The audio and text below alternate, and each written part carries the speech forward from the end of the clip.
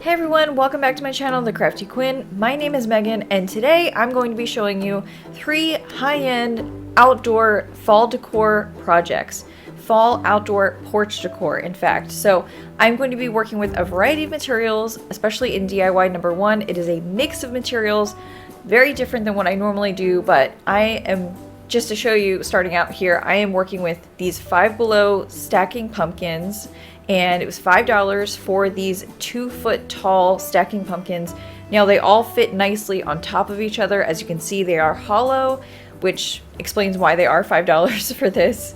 But like I said, so the top there is actually how they sit and stack on top of each other. So you can easily take them apart and fit them all back inside the large piece there. So I definitely liked the colors that they were painted, but I wanted to use a different color on the bottom one. But I grabbed this container from Michael's. I got it for 50% off, so I got it for around $17. I definitely splurged in this video because I wanted to show more high-end pieces as opposed to a lot of my normal Dollar Tree crafts. But I wanted to try something different, you know, mix it up a bit and use some other materials besides just Dollar Tree. So as you can tell, I am just trying to make sure I fill this pot. I was just worried about, you know, I wanted it to be heavy, at least on the base. So I just decided to put actual dirt in it. After, as you can tell in the last clip there, I did put some paper in there. And I wanted to kind of see if that would help take up some of the room, so I wouldn't need like a ton of dirt to put on top of it. But I grabbed a bag of this gardening blend, because I figured I could reuse it for our garden later on. I ended up grabbing 3 bags of these from Walmart. Only needed 1. That was enough because of how the bottom pumpkin, this large piece here, sits inside of this container. It actually fits so nice that I didn't need to fill it all the way to the top. So I really did like, you know, the colors that they were painted, but I liked this moss color more in combination with the other 2 pumpkins. So as you can tell, I painted the very bottom pumpkin in that green moss color. I had to do a few coats of that because it just wouldn't quite cover, and I would shine a light through and you could just tell. So to give this more of a rustic look, you know, it already looks kind of rustic with this copper container that I put it in, I decided to take some Spanish moss and just kind of put that in between each pumpkin. I don't have it, they're not, you know, glued down exactly. I think I might still be able to take these apart, but I did spray paint all 3 of these pumpkins with some clear protecting spray paint from Rust-Oleum, just to make sure that they would last in the, you know, in the weather outdoors. But also with the green pumpkin especially, I heavily coated the green one in that protective spray just to make sure that it would last and the color would not fade. Because I did hear from folks that they were hearing that, well, that they tried out these pumpkins before and that some of the colors had faded. So I wanted to kind of give it a shot and try with a clear protective spray. And I don't know if they got these colors in particular, but I think folks that got the orange stacked pumpkins version of this were having some trouble with the color staying. So at the top here, I was just wrapping this stem with some jute twine. It was not going the way I wanted to, so I was a little frustrated, but in the end it all worked out, and I just threw together some pieces of ribbon and some raffia and just tied them all up and made a bow that way, and I glued it to the very top of the pumpkin. So DIY number 2, this one's a little bit more complicated. So this is my gigantic witch's hat. If you saw this on my Instagram, I am so excited to show you this one in particular. I saw all these people this fall making these ghosts, these freestanding ghosts with this tomato tower. Well, I decided to use it for something completely different. I don't think I've seen anyone do this yet. I really hope this is, you know, my completely novel idea here. But so I took one of those tomato towers and I decided to make a witch's hat. So as you can tell, I'm bending down the very top piece of this. And there's my kitten Eddie, who you'll see cause trouble throughout this entire video. But to really make it look like a witch's hat, I felt like, you know, the top of it has to be kind of curled over, and it, you know, of course, maybe if it was pointed all the way, then it would still look like a witch's hat, but I really wanted this to be, you know, distinct. So I figured let's just kind of take the edges of this tomato tower and just kind of curve them all the way, and then I zip tied them together. And by the way, this tomato tower was about $7 or $8 from Lowe's. And then I needed some bolt cutters to cut off the very last hoop of this tomato tower. But the purpose of that was to make sure I had 3 legs to insert this into our mulch in our front lawn, because that's where this sits. But the end piece here was going to make it very difficult for this to sit. So these become 3 stakes for it to fit in the ground. And sorry for the awkward views here, but I had to film this in portrait mode because, you know, something like this was just way too tall to be going on my crafting table. So I'm like, okay, I'm gonna do this on the floor.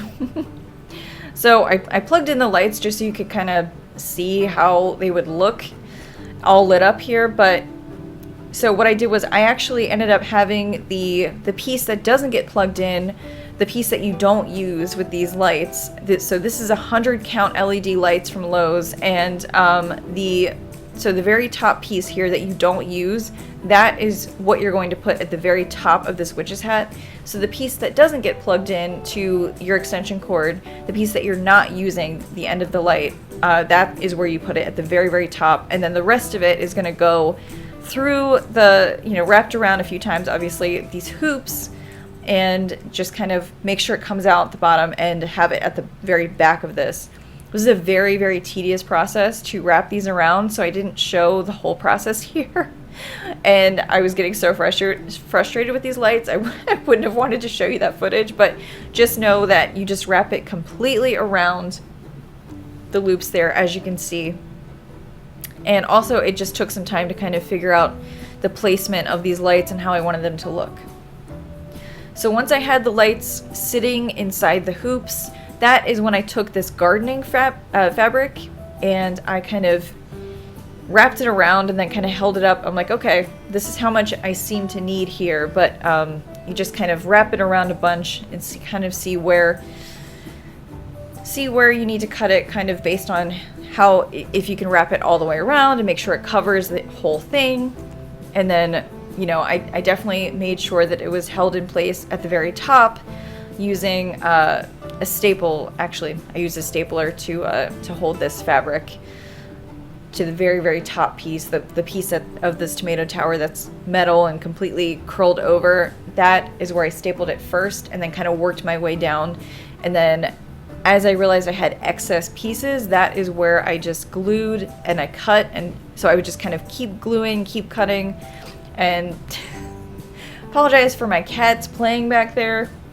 I know that it's a little distracting, but of course they had to do this right in the middle of me filming.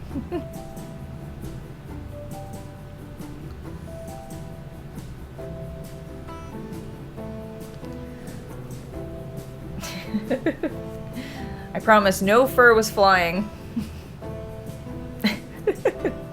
My kitten just likes to annoy my older cat and kind of instigate things, as you can tell back there. He likes to instigate things with my dog and my older cat. Oh my gosh. I know it really looks like they're going at it, but that is literally just how they typically are.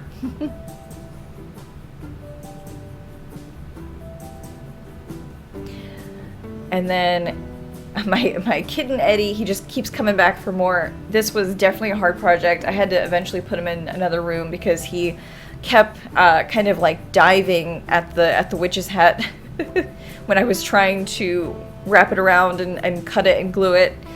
But as you can tell there, I took that 19-inch hoop that you saw on the table there, and I just kind of cut kind of a large circle around that circle, and that was just the best way that I could get the biggest piece of round fabric that I could for the base of this witch's hat.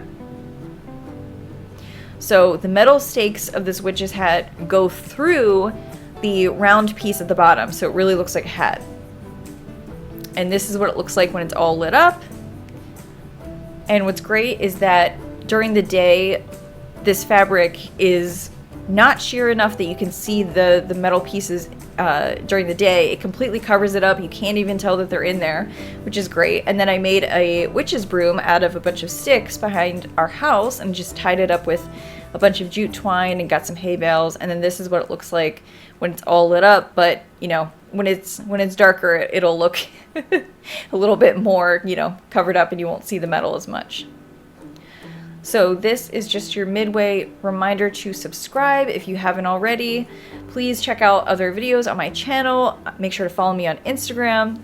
And thank you guys so much for watching this video. There's one more craft and then we are at the end. So DIY number 3. So this is a wreath that's about to go on my new front door. And I've been wanting to make something really pretty ever since we just got our new door. So we are going to take this 19-inch hoop from Michaels, and we are going to take this pumpkin wreath wireframe from Dollar Tree, and we're going to pretty them up.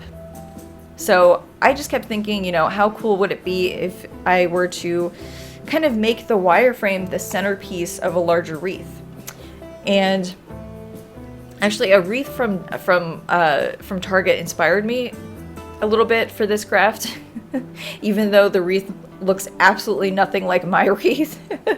It's just kind of like, you know, you see something and it gives you, you know, an idea to do something, but it ends up being completely different than what you were thinking.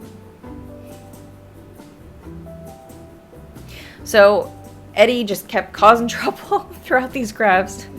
It's so hard to craft these days with a kitten.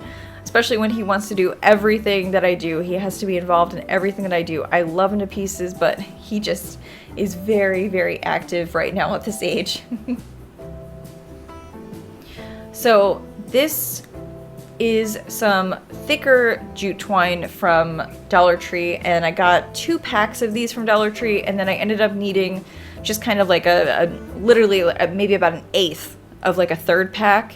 So I did in total need 3 packs of this thicker twine from Dollar Tree, just so you're aware of how many materials that you'll need for this wreath, just for this part, for at least wrapping it around the 19-inch hoop from Michaels. But I wrapped it completely around, and I didn't want to show that whole process because it is just so tedious. But as you can tell here, what I'm about to do, I am just gluing it, and then I'm wrapping it. I'm gluing it, then I'm wrapping it. I'm gluing it, then I'm wrapping it.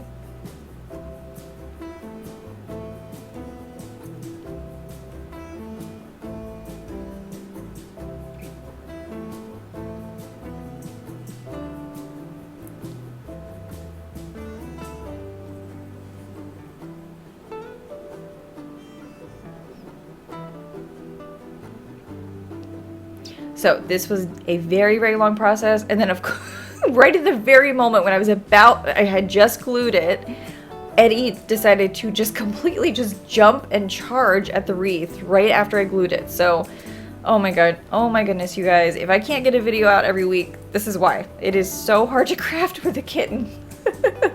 Especially one as energetic as Eddie. Oh my goodness.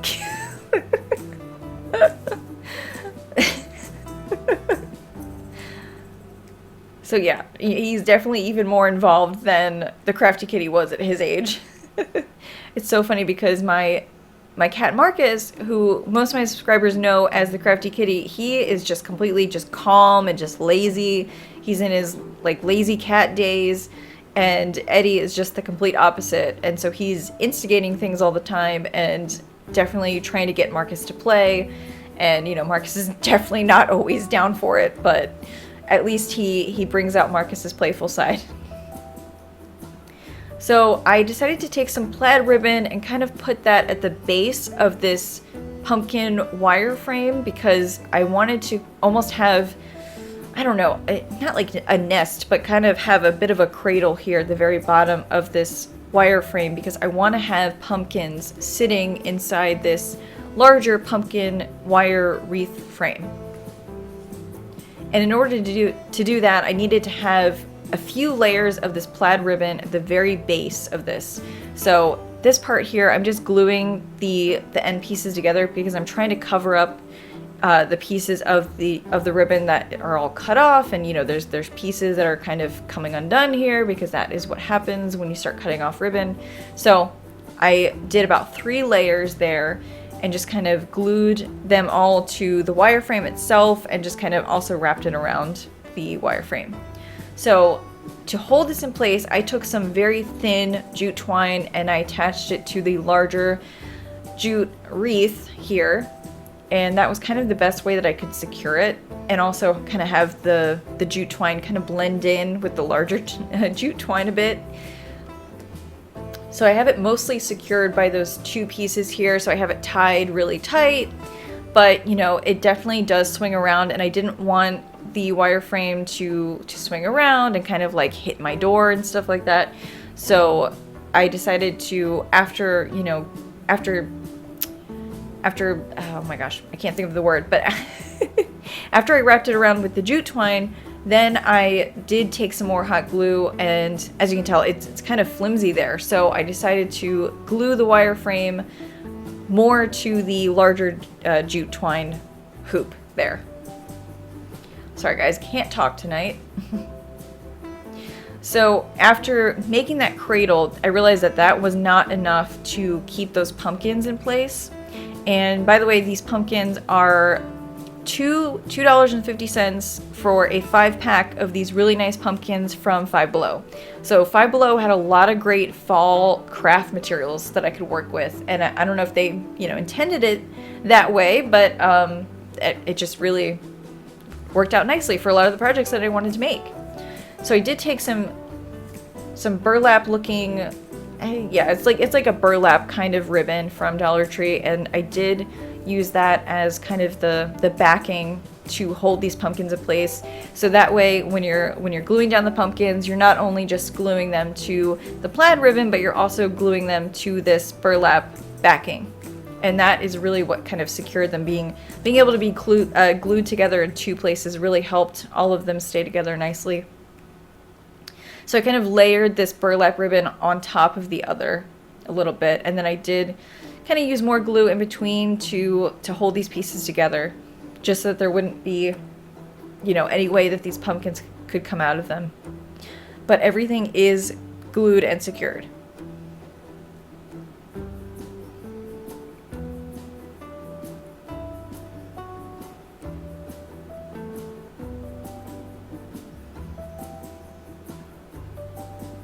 So I had about 3 or 4 layers of this burlap ribbon in the back. Yeah, I think it ended up being about 4 layers there. But it was so nice to be able to kind of have something to hold all of these pumpkins in place, because I was gluing the pumpkins to each other, I was gluing them to the plaid ribbon, and then I was gluing them to the burlap as well, the burlap ribbon. So they are all really secure and they are not going anywhere. And then it was definitely tough to kind of try and fit this last little tiny pumpkin in there as well, but because of that backing, that really helped kind of have a little bit more wiggle room. And then just for a final touch here, I had a bow. I just kind of took four large loops, about 4 inches a piece. Each loop was 4 inches tall, and I did 4 of those loops. And then I just took some floral wire and just kind of wrapped that around the base of those 4 loops and just kind of pulled them apart into making that larger ribbon there. And then of course you want to leave some kind of end pieces there for the ends of the ribbon. He tried to get one more attempt to take my wreath apart because he really likes playing with those pumpkins. He stole a couple from me as I was making this. So then I used a faux leather harvest tag from Dollar Tree as kind of the finishing touch in that ribbon that you see there. I couldn't wait to use those faux leather tags on something, and this worked out perfectly. So this was definitely a mix of Michaels and Dollar Tree and Five Below materials to make this wreath. And this is how all of my fall decor turned out this fall. So I've had so much fun making all of this, and we're just going to keep adding on to our display as the fall season goes on. Thank you guys so much for watching today's video. If you want to check out more videos, watch them here on the left, and let's keep in touch on Instagram. Have a good night.